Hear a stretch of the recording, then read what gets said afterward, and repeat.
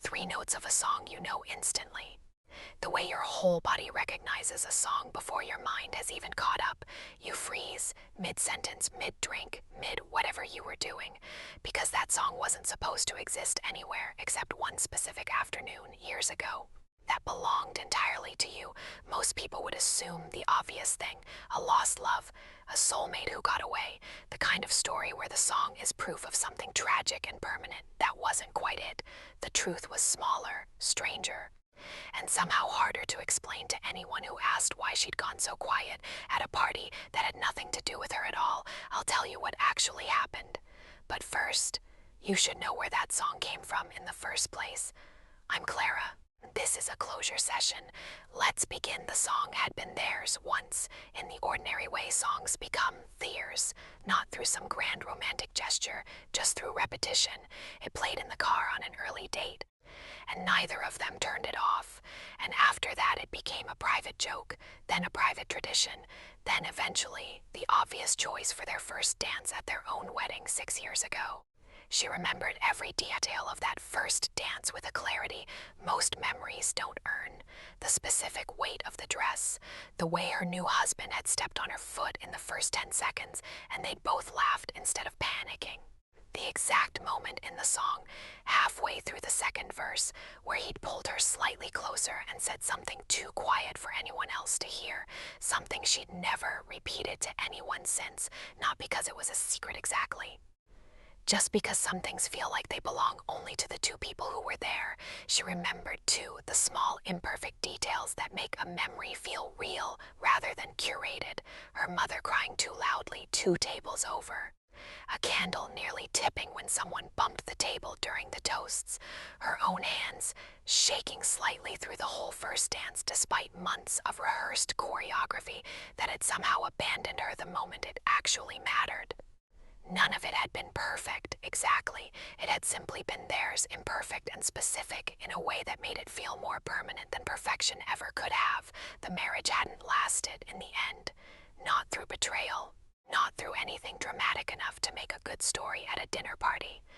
Just a slow drift, the ordinary erosion of two people who'd married young and grown over several years, into slightly different people than the ones who danced to that song in the first place.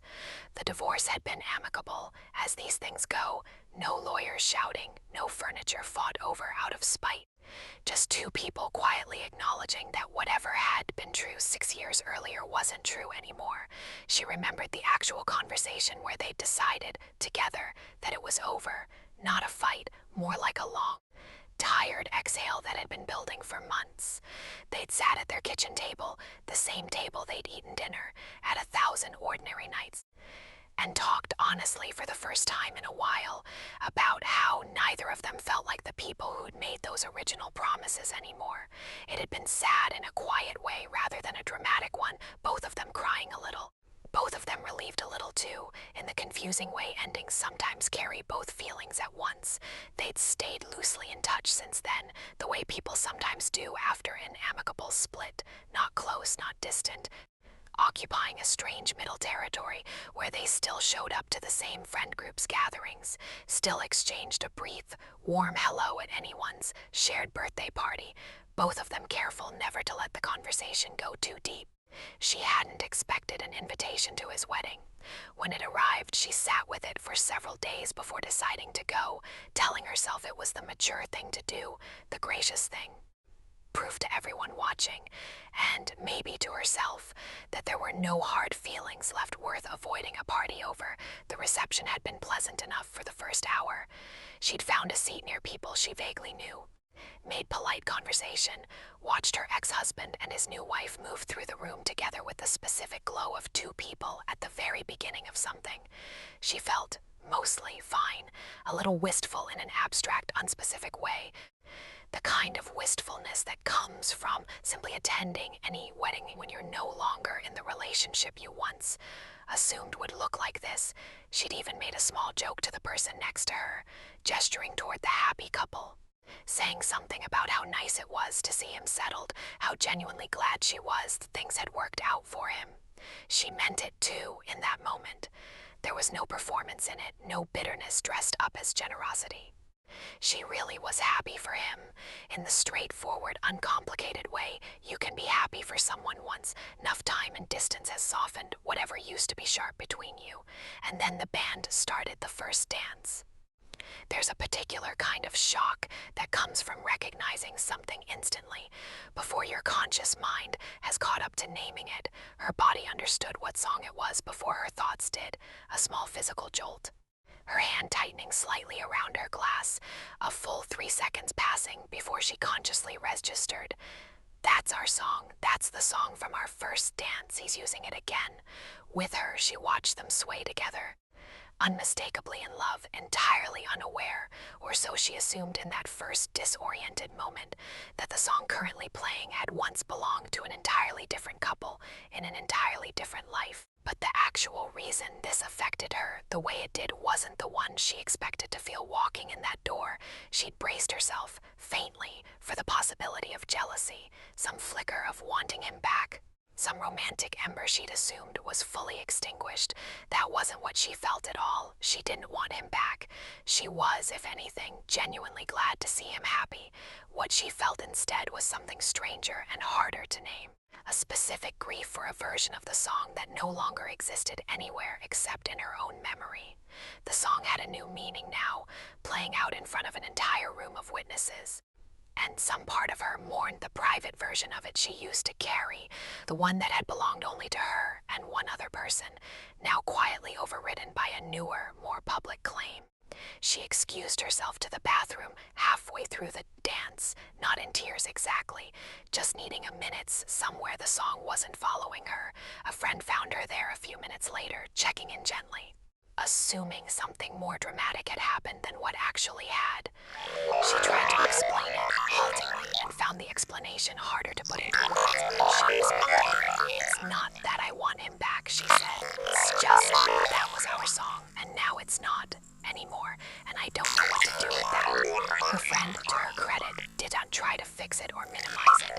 Just sat with her for a few minutes in the quiet of the bathroom lounge, letting the strangeness of the feeling exist without rushing to resolve it. She thought, sitting there, about all the small ways a life gets divided up after divorce. Furniture, friends, favorite restaurants, sometimes even holidays. Everyone quietly negotiating who keeps what. She'd never once considered that a song might be one of the things up for renegotiation, that the person who once shared it with her might simply pick it back up years later and hand it to someone new. With no ceremony, no acknowledgement that it had ever belonged to anyone else at all, was he even thinking about her when he chose it?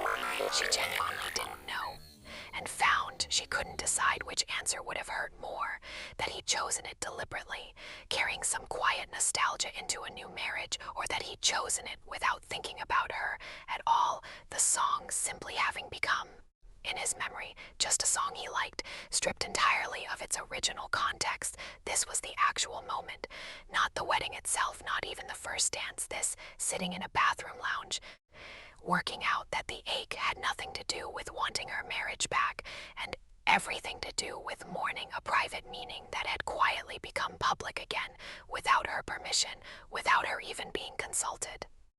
She sat with that feeling for a long time after the wedding, turning it over in the weeks that followed, and slowly she arrived at something that surprised her, a reframing she hadn't expected to reach, but that eventually felt more honest than the initial hurt. A song belonging to more than one chapter of someone's life doesn't erase what it meant during the first one. The first dance she'd had to that song was still real. It had still meant everything it meant on that specific afternoon to the two specific people who danced to it. The fact that the song now carried a second meaning for a different couple entirely didn't retroactively delete the first. Songs, like most meaningful things, are allowed to hold more than one story inside them without either story canceling the other out. She thought about all the songs she'd claimed for herself over the years that had, in fact, belonged to someone else first. Songs from her parents' wedding, songs that had soundtracked strangers' first kisses, and countless other lives she'd never know about. None of those prior claims had ever bothered her. because she'd simply never known about them. What made this one sting wasn't the multiplicity itself. It was witnessing the overwrite happen in real time, watching a private memory become a public one belonging to somebody else. Right in front of her, maybe you have your own version of that song. Not necessarily music. Maybe it's a restaurant that used to be yours with someone, now visibly being someone else's too. A nickname you once thought was unique to your relationship, later overheard from someone else's mouth. A tradition, a place, a private joke, quietly claimed again by the same person for a different chapter of their life.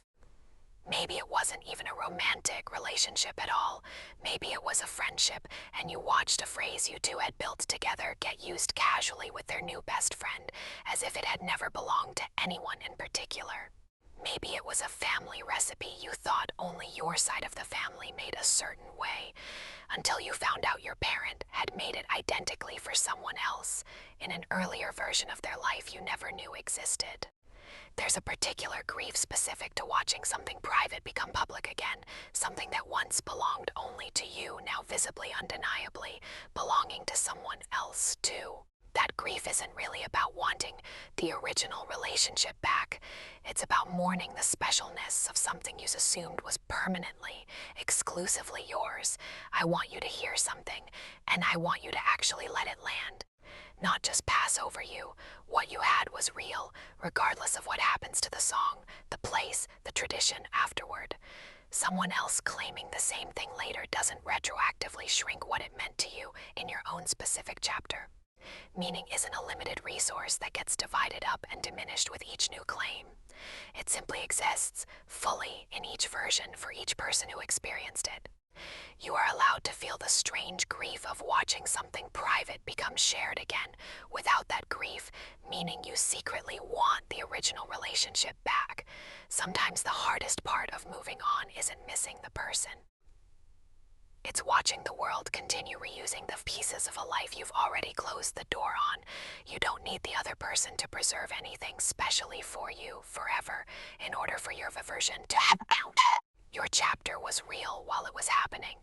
It's allowed to stay real in your memory, exactly as it was, no matter what anyone else does with the same song afterward.